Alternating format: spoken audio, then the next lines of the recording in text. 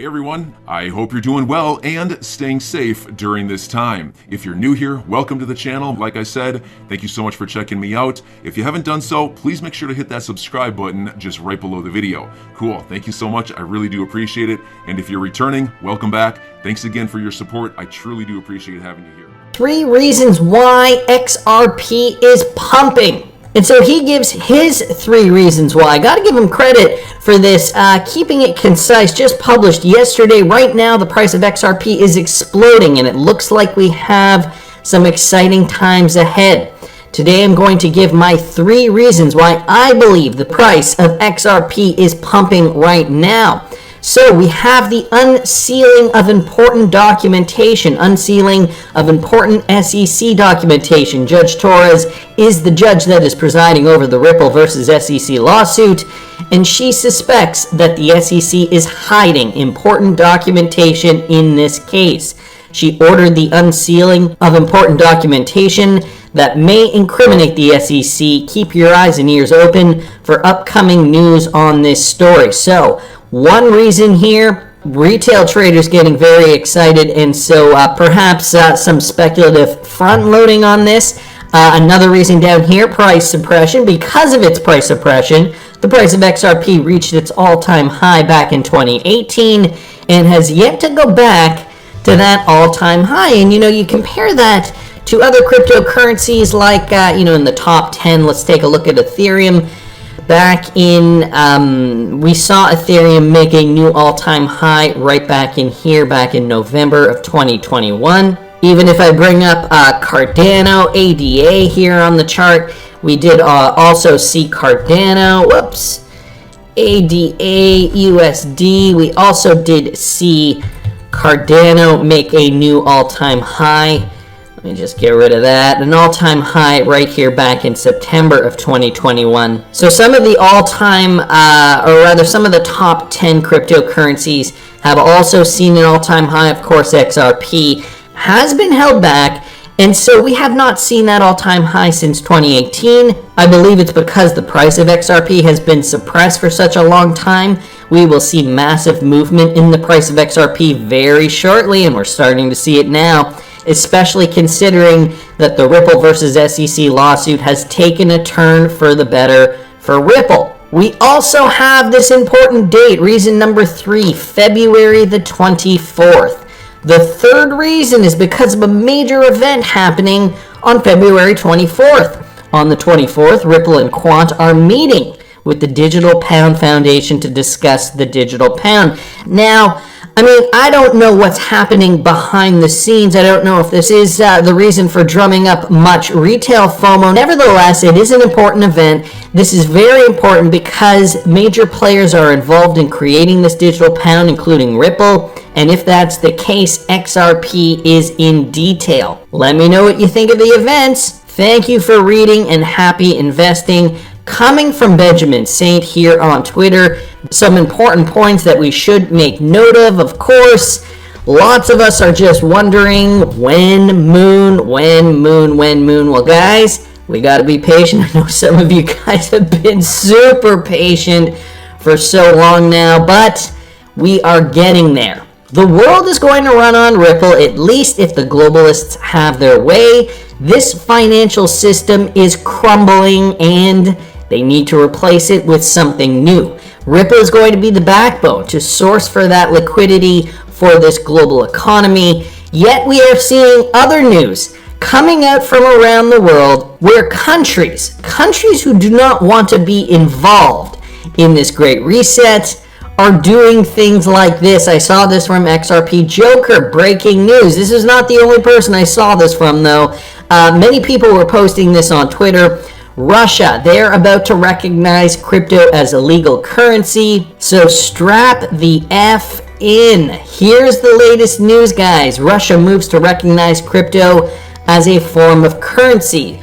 Russia's draft legislation will reportedly be drawn up no later than February 18th and is expected to regulate crypto as a form of currency. They stated this on Tuesday, which was just yesterday. The agreement is a significant reversal after the Bank of Russia last month proposed banning miners and several other cryptocurrency operations over concerns that they could endanger the country's financial system. Here's a quote down here: "The establishment of rules for the circulation of cryptocurrencies and control measures will minimize the threat to the stability of the financial system and reduce the use of cryptocurrencies for illegal purposes, since a complete ban on the segment of operations related to their circulation is impossible." So Russia is realizing we cannot, they're smart enough to realize we cannot say, or rather, we cannot ban cryptocurrencies altogether. People are going to find a way around it. How do you stop people who have their own custody wallets, right? So they are saying, well, if you can't beat them, you might as well join them. And so now they are saying cryptocurrency can be legal tender in the country. Crypto's use of currency will only be possible following proper identity checks, so they're going to have the proper measures in place. Transacting outside those proposed legal parameters will be considered a criminal offense, and fines are expected to be introduced if the illegal acceptance of crypto as a means of payment occurs. So they are still standing firm on that. You got to use crypto within their regulatory framework. Officials also said the regulation would ensure the protection of citizens' rights under the licensing regime aimed at cryptocurrency providers. Providers will need to have financial airbags in terms of liquidity and adequate capital. So that's interesting. Financial airbags in terms of liquidity. Just the other day I talked about Russia and that document suggesting that ever since 2018 Russia has been dabbling, at least trialing, testing Ripple's XRP. Probably not so much for those retail transactions, but for those corporate transactions. But that can expand, right? We can extrapolate that. If it works on the corporate grade level and Russian citizens want to be able to transfer funds, well, of course, there's always the possibility to integrate the same technology for retail use. So this is just one statement from the government of Russia, the Bank of Russia, saying now they are accepting cryptocurrency as legal tender. And so what does that mean? It's not actually listed here in this particular article, but that would include, I'm assuming, Bitcoin as legal tender as well. I was reading some other articles about this, and they were also mentioning Bitcoin specifically as legal tender. So Russia then is doing something similar to what El Salvador is doing, accepting cryptocurrency. Russia has not specified which cryptocurrencies, but we're assuming they're going to be some of the most popular cryptocurrencies like Bitcoin. And so how is this going to play into the game? We also heard this from Brad Garlinghouse. To see a statement like this is incredible and reaffirming to so many in the space using crypto for good. After years of FUD that crypto is only for criminals. Well, now look what the Department of Justice has just stated. Today's arrest and the department's largest financial seizure ever shows that cryptocurrency is not a safe haven for criminals. Doing a complete 180 on what the messaging has been for the last decade. I'm assuming decade, essentially since Bitcoin has been around. And this is relating to a seizure, $3.6 billion in Bitcoin that was stolen from the Bitfinex hack. The Justice Department announced Tuesday morning it seized more than $3.6 billion in allegedly stolen Bitcoin linked to the 2016 hack of Bitfinex. Officials say the arrest of Ilya Lichtenstein, 34, and his wife, Heather Morgan, 31.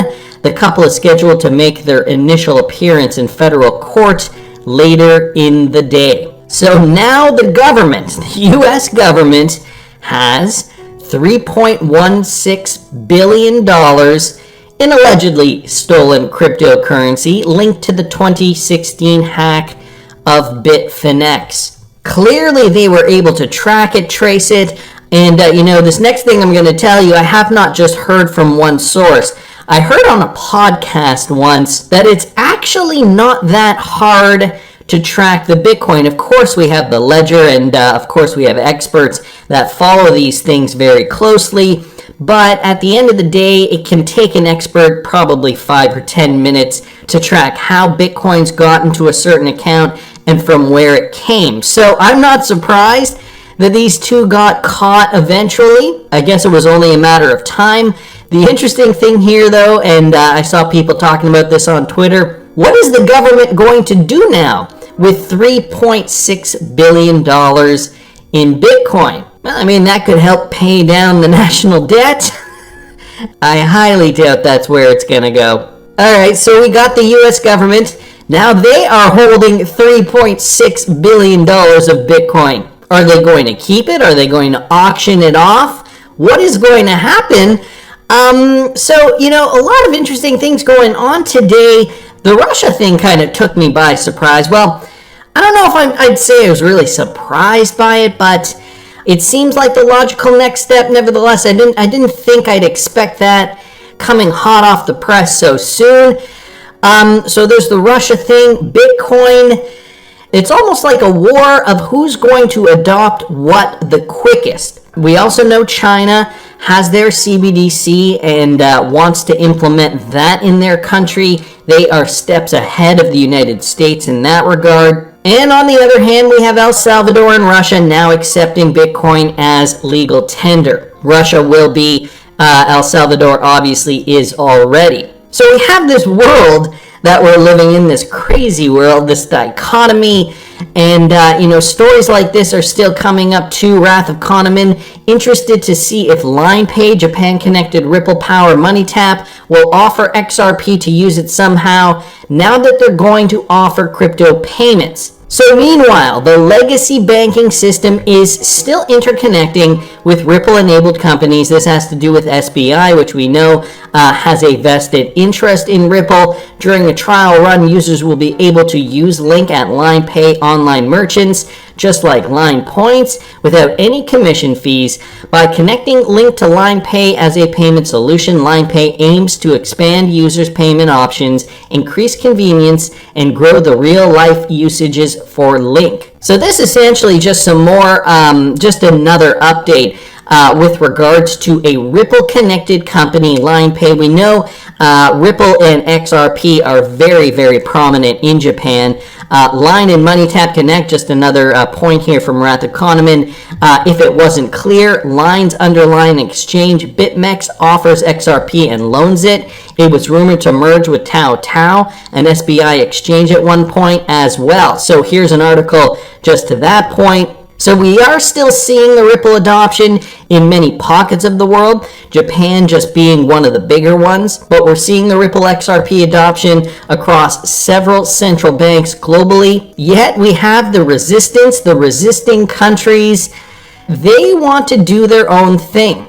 And the IMF has been critical of El Salvador specifically for their decision to do this. Is this a step to thwart the globalist scheme to have control over the entire world? Well, here's a video I did, guys, from a couple of years ago now. This was from April of 2020. So this was right at the beginning of the pandemic when we were all just kind of, what the heck is going on here? This is a crazy virus. At this point in time, I got to give you guys some context here. At this point in time, I wasn't too deep into the Great Reset. I mean, I knew a little bit about it, but I thought, this is kind of, I don't know. I don't know how to feel about it. Then I came across this. Okay, this was April 6th, 2020.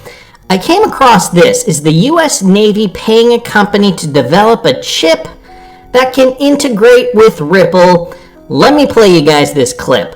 And guys, I was scouring Twitter and saw this. So Ripple compatible chip development sponsored by the U.S. Navy. Yes, the U.S. Navy. Are they developing a chip that can be implanted into humans that will allow people to pay via Ripple integrated DLT? Well, I gotta hand it to Kevin Cage because he was the first one to break this out. So Kevin Cage here with this video from Catherine Austin Fitz.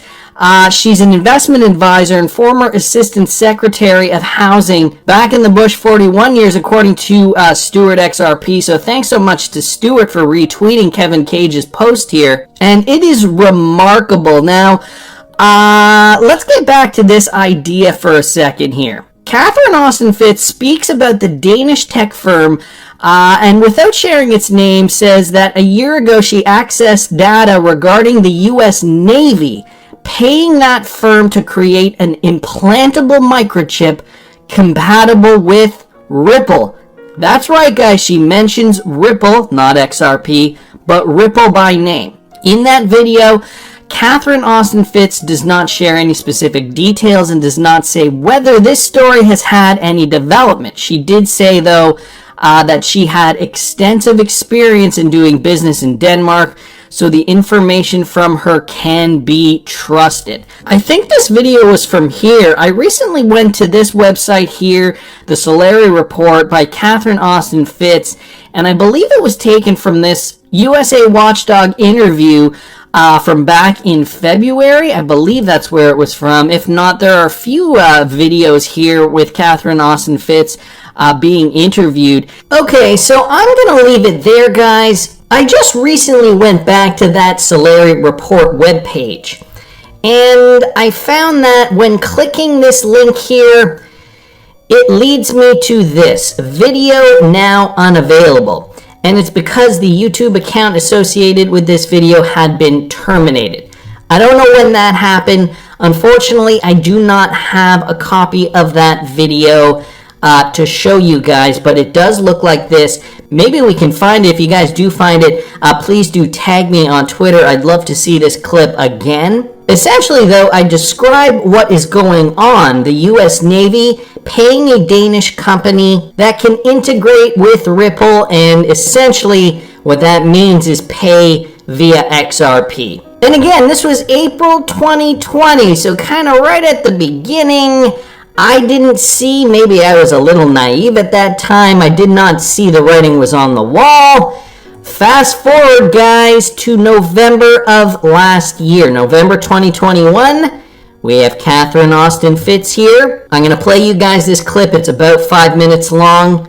Listen. I represent and work with people all over the world who pray that the Swiss people vote no on November 28th. And I want to share with you why. Wherever you travel throughout the world, Switzerland is viewed as the lighthouse of democracy, and but also the lighthouse of the right to have family wealth and property rights, the lighthouse of human civilization, of freedom in many different respects, including health freedom. And so what you do here is very important for the Swiss people, but very important for people all around the world. Again, think of yourself as the lighthouse. Plague laws, this is not the first time in history that plague laws have been used to centralize control. Control of transportation, control of labor, control of banking and bank accounts, control of all the different kinds of capital that make up human civilization. But the laws are particularly draconian in the history of plague laws because not only do they control labor, transportation, banking, but now with advances in digital technology, we're looking at complete control through the banking system of 100% of all assets, ultimately. So what happens here? For many, many years, most of us have grown up in a world in the Western democracies where we have a balance of power between the bankers and the people. The central bankers control monetary policy, and the people vote for an electorate that controls fiscal policy. Now what we're watching with laws all around the world is the central bankers moving in and exercising essentially a coup d'etat where they take control of fiscal policy as well. And again, with the advances in digital technology, will not be about health. Are part of a financial transaction control grid that will absolutely end human liberty in the West. For many years, I have fought and written against central control of the financial system. We've centralized more and more capital, more and more control. Okay, I think I'm gonna leave it there. I think you guys get the point of this.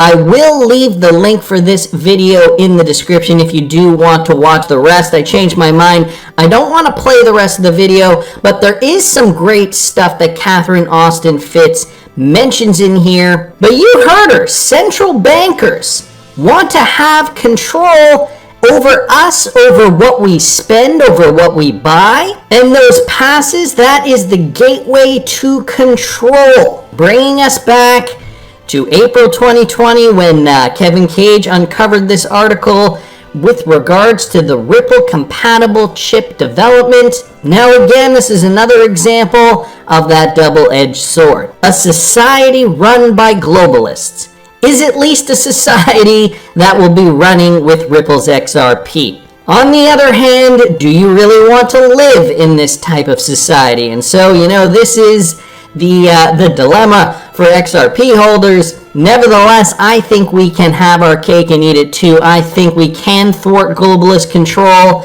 and still be prosperous if we hold XRP. Because at the end of the day, whether they win or lose, the financial system is in ruins regardless, and this is just an opportunity for the World Economic Forum, globalists around the world, to seize control. We have to take it back. Catherine Austin Fitts thinks so. We've got to take back that control. I'm your guy. I will keep you posted. I'm your advocate. I'll be back on a daily basis, usually multiple times per day, with these videos to keep you updated with everything going on. So, I hope you enjoyed the video. If you haven't done so, make sure to hit that subscribe button. Feel free to share any of my videos with your friends, family, social media, or anybody who may care to listen. Thanks so much for your continued support. I'm always here for you. I want to help you through this time. So thank you so much for continuing to choose me. Enjoy your day, stay safe, and I'll catch you again probably in a couple hours. Thanks, everybody. See you later.